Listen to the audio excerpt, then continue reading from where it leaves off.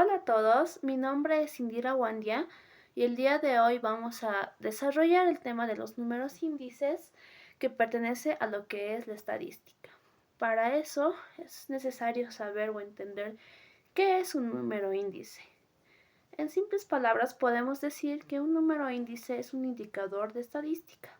Es una medida que nos permite conocer las variaciones de ciertas variables X. ¿Ya? O ciertos hechos o fenómenos relacionados con respecto al tiempo. Puede ser la ubicación geográfica,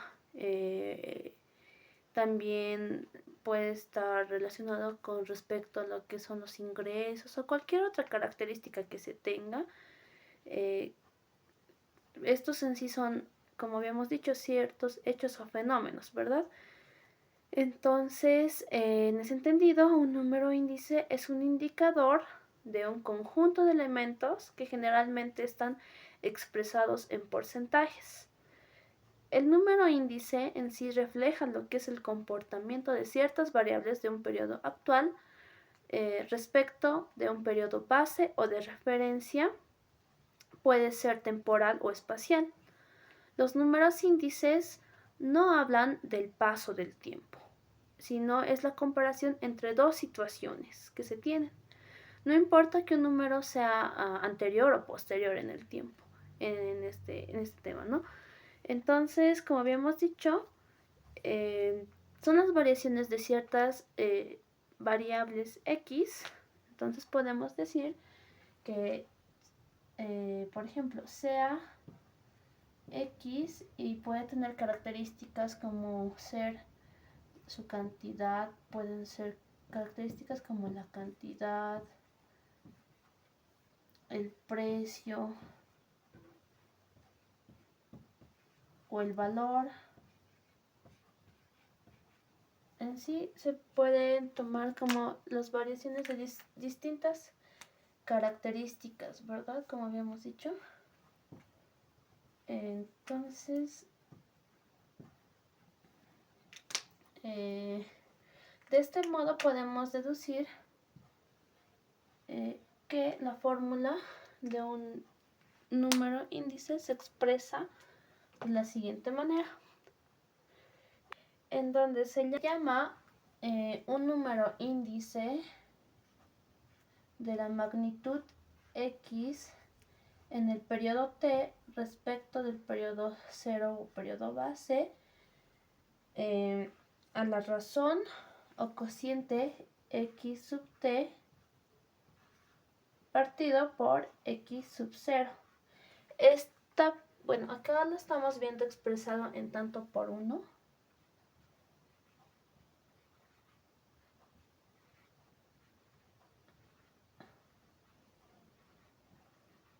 Y en su forma también se lo puede expresarse de esta manera, en donde estamos multiplicando lo que es nuestros cocientes por 100. Esto sería en tanto por ciento. ¿Ok? Esto llegaría a representar el tanto por 100.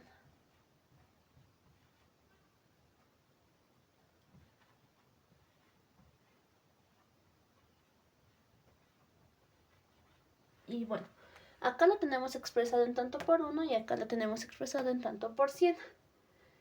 Es importante, ¿no?, recalcar que los índices pueden expresarse en tanto por 100 o en tanto por 1, pero a la hora de trabajar con ellos debe hacerse en tanto por 1. Pero al expresarlo, da lo mismo, expresarlo en tanto por ciento o en tanto por 1.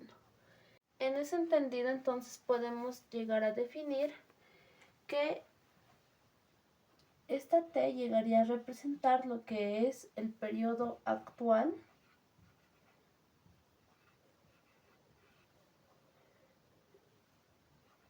en el tiempo, y este 0 llegaría a representar lo que es el periodo base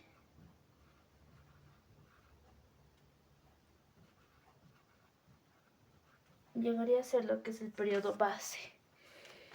Entonces, para entender mejor esta parte, vamos a resolver un ejercicio en donde estaríamos aplicando lo que habíamos mencionado, el cual nos dice, nuestro ejemplo dice que en el año 2017 un televisor tuvo un costo de 2.280 bolivianos y en el año 2019 el mismo televisor tuvo un costo de 2.640 bolivianos. La incógnita es, ¿cuál es el índice de precio de ese televisor? Bien, para resolver esta parte es importante tener en cuenta, ¿no?, que nos está dando dos precios en sí de 2 años diferentes.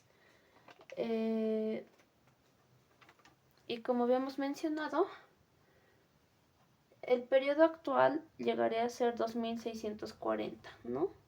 Y el periodo base llegaría a ser el periodo anterior, que sería 2.280.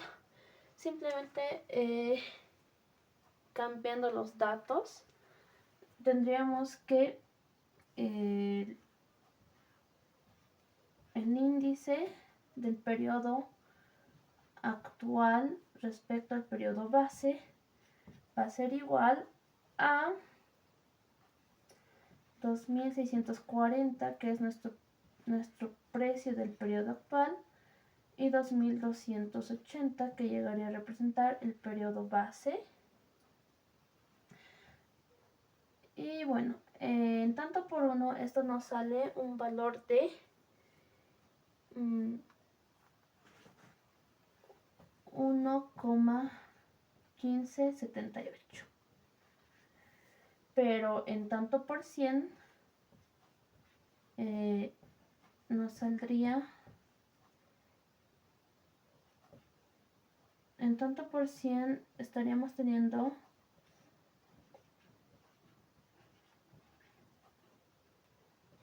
un valor de 115,78,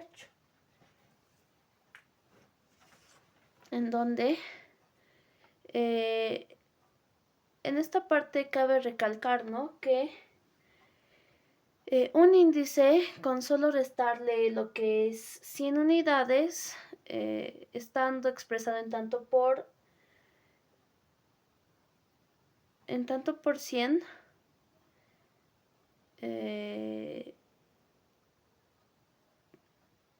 con restarle 100 vendría a recoger lo que es el porcentaje de incremento o disminución de la magnitud.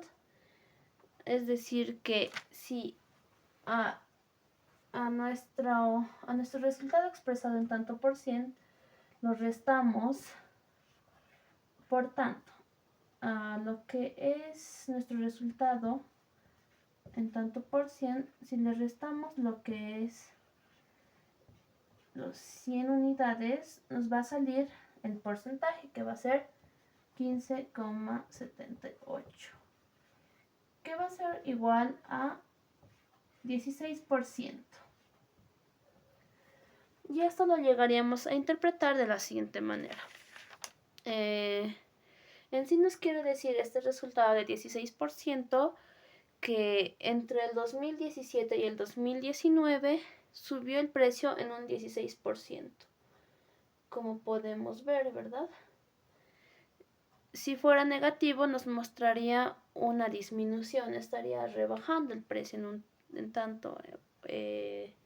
estaría rebajando lo que es el precio.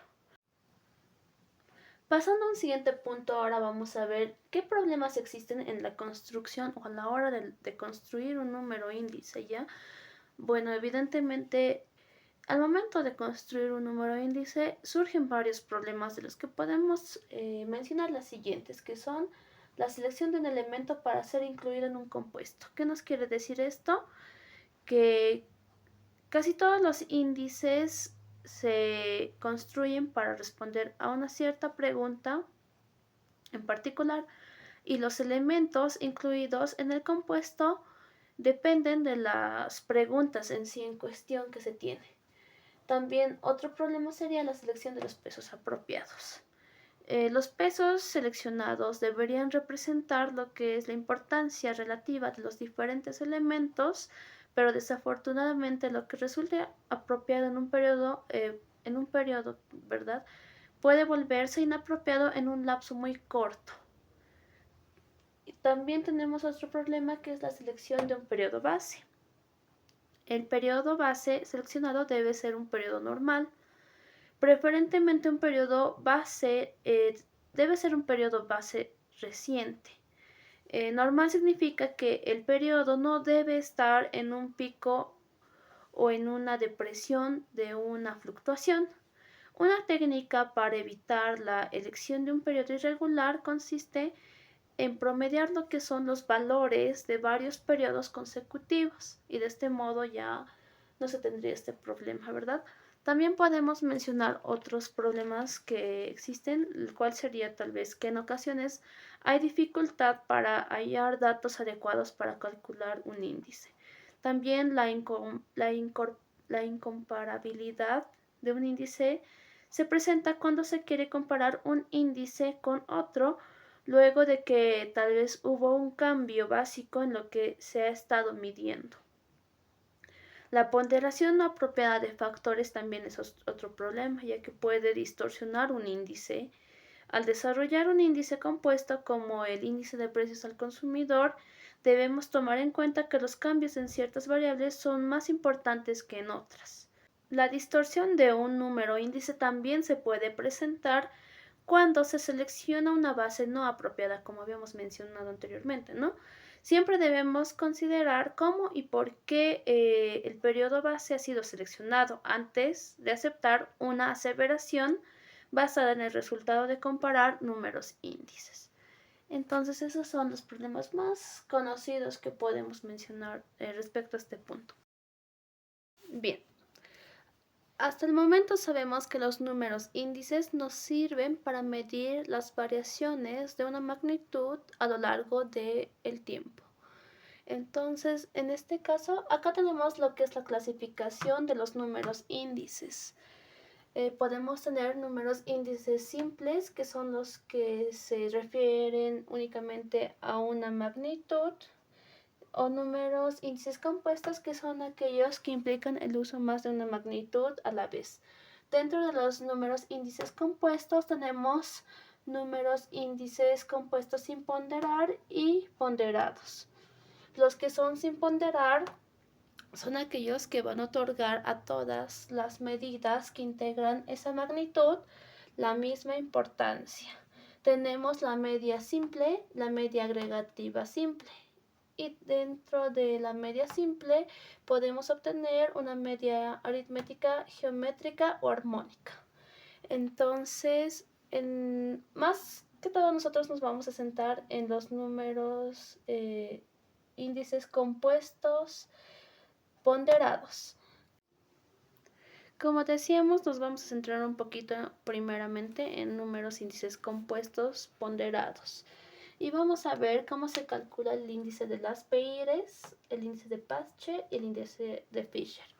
Bueno, sabemos que los números índices en realidad lo que nos ayuda es a comparar los movimientos que hay dentro de una variable entre distintos periodos de tiempo.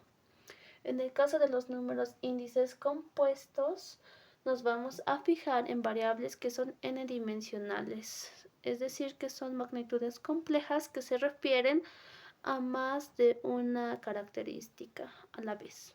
¿De acuerdo? Entonces, por ejemplo, un ejemplo de índice compuesto sería el IPC, que nos aporta información sobre la variación de los precios de una serie de productos incluidos en la compra de las familias de un país.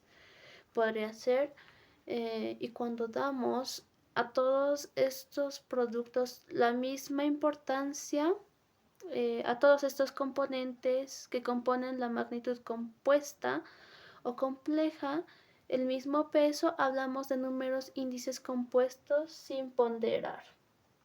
Mientras que si les damos pesos distintos, hablamos de números índices compuestos ponderados, que sería el objeto de estudio para nosotros en este momento, ¿verdad?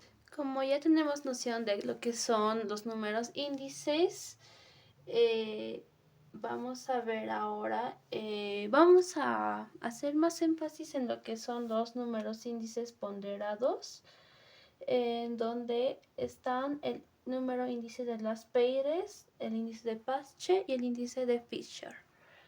Bien, sabemos que los números índices en realidad lo que nos ayuda es a comparar los movimientos que han habido dentro de una variable entre distintos periodos de tiempo. En el caso de los números índices compuestos, nos vamos a fijar en variables que son n-dimensionales, es decir, son magnitudes complejas compuestas que se refieren a más de una característica a la vez.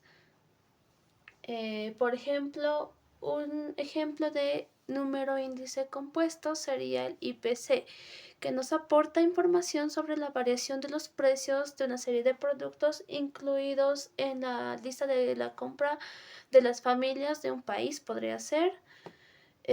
Cuando damos a todos esos productos la misma importancia, o cuando damos a todos esos componentes que componen la magnitud compuesta o compleja el mismo peso, hablamos de números índices compuestos sin ponderar, mientras que si les damos pesos distintos, hablamos de números índices compuestos ponderados, en los que nos vamos a enfocar más.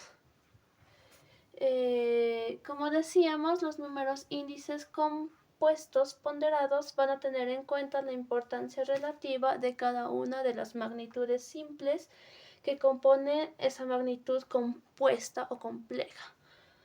Bueno, las magnitudes siempre tienen que sumar 1 para que podamos componer el índice. Entonces, la suma del peso que les vamos a otorgar a cada una de estas magnitudes siempre tiene que sumar 1.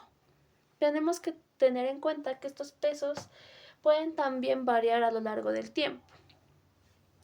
Teniendo en cuenta si tenemos en cuenta esas variaciones o no, pues vamos a tener unos índices u otros. Vamos a comenzar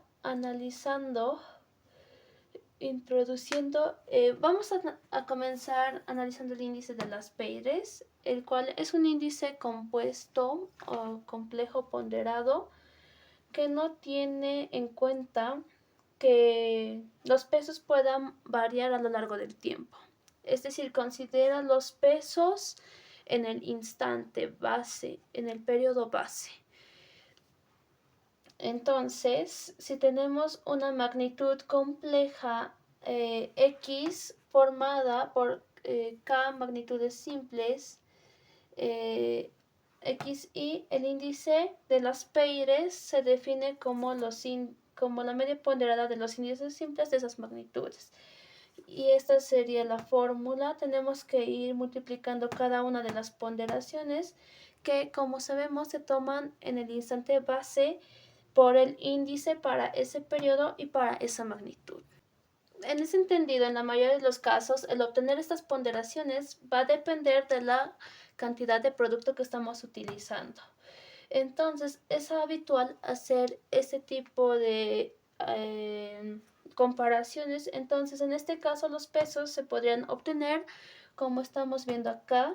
Si estamos en el índice de Las Peires, sabemos que Las Peires tienen en cuenta únicamente los pesos en el momento base, en este caso en el momento 0, y lo que vamos a obtener es los pesos como cociente entre el precio por la cantidad en el periodo base para cada uno de sus productos dividido entre el precio de todos los componentes, es decir, lo que me cuesta un componente teniendo en cuenta la cantidad que utilizo dividido entre lo que me cuesta todos los componentes.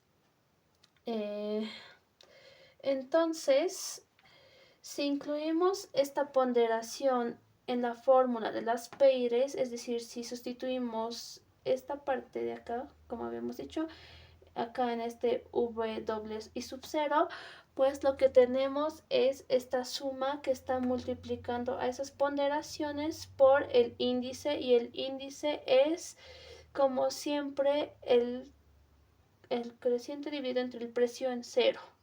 Entonces en esta expresión podemos ver este valor se va con este de acá porque uno está multiplicando y otro está dividiendo. Entonces estos dos se desaparecerían.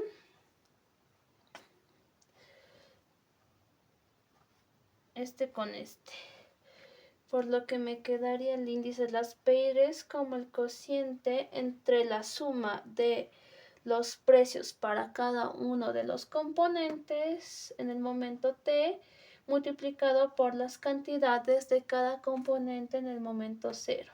Dividir entre la suma del precios de cada componente en el periodo 0 por la cantidad también en 0. Y así es como llegaríamos a la fórmula del índice de las paires, el cual llegaría a ser toda esta parte. Bien, vamos a continuar con el índice de Paschen. Vamos a definir para una magnitud compleja formada por k magnitudes simples el índice de Paschen mediante la fórmula que tenemos acá. Vamos a dividir cada uno de los índices simples de las magnitudes simples que componen esa magnitud compleja entre los pesos, teniendo en cuenta que los pesos los podemos calcular teniendo en cuenta las cantidades que vamos a utilizar.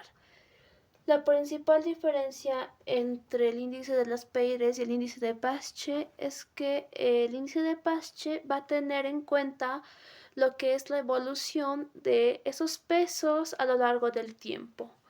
En el índice de las paires habíamos dicho que los pesos siempre van a ser iguales. Los llamábamos lo que eran W y sub 0. Entonces, esto eran los pesos que tenemos en el periodo base. Pero ahora vamos a considerar que los pesos van a ir cambiando a lo largo del tiempo. Entonces, si queremos que estos pesos tengan en cuenta las cantidades a lo largo del tiempo, pues vamos a obtenerlos como el producto entre el precio en el momento t por la cantidad en el momento t para ese componente y dividido entre la suma de todos los productos de los precios y las cantidades en el momento t para cada uno de los productos que componen esa magnitud compuesta o compleja. Al igual que habíamos hecho con el índice de las paires, si reemplazamos esta ponderación dentro de la fórmula del índice de Paschen, nos queda en este caso el índice arriba y la ponderación dividiendo.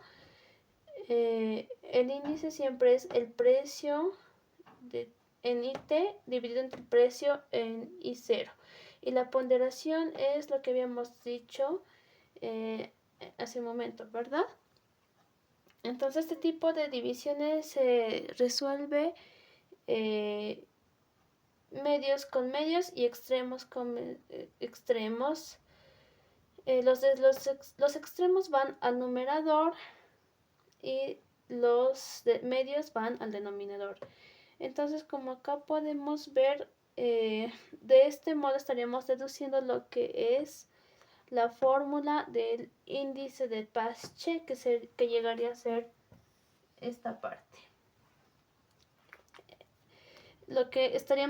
Por lo que estaríamos dividiendo el índice de Paschen, definiendo el índice de Paschen como la suma de cada precio de cada uno de los componentes en el momento t por la cantidad que se utiliza, dividido entre la suma o el precio en el momento 0 por la cantidad en el momento t. La suma de todos los precios en el momento 0 por la cantidad en el momento t.